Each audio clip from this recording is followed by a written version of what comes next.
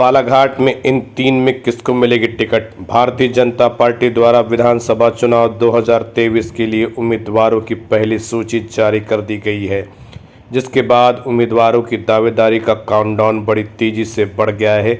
ऐसे में मध्य प्रदेश की कुछ चुनिंदा अजय सीट में से एक बालाघाट की सीट भी बहुत अधिक सुर्खियों में बनी हुई है। दरअसल यहां टिकट का कंपटीशन भी कुछ अजीब है।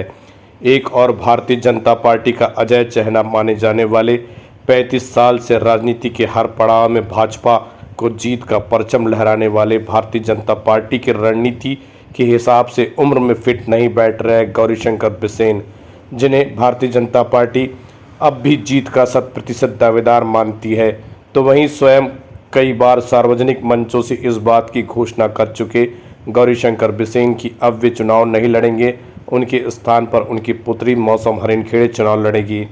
भारतीय जनता पार्टी नेता पुत्र पुत्रियों को टिकट नहीं देना चाहती। इस फार्मूले में मौसम हरिणखेड़े के लिए थोड़ी दिक्कत दिखाई देती है, लेकिन पार्टी भी मानती है कि राजनीति के चाणक्य विधायक पिछड़ा वर्ग आयोग अध्यक्ष गौरीशंकर बिसेन अपनी पुत्री को राजनीति के उस पड़ाव पर पहुंचाना चाहते हैं, भोपाल तक की राजनीति का सफ़र करवाना चाहते हैं। इसलिए पिता कोई कोर कसर नहीं छोड़ेंगे। यदि गौरीशंकर बिसेन उम्र के हिसाब से फिट नहीं बैठे और पुत्री मौसम हरिणखेड़े पिता की वजह से टिकट नहीं पा पाई, तो तीसरा नाम बड़ी तेजी से सामने आ रहा है। वह नाम है पार्टी में वर्षों से सेवा कर रहे पूर्व मुख्यमंत्री उमा भारती से लेकर केंद्रीय मंत्री प्रहलाद पटेल के काफ़ी करीबी माने जाने वाले सहयोग कोचर का। सहयोग कोचर एक समाजसेवी के रूप में अपनी पहचान जिले के भीतर स्थापित कर चुके हैं।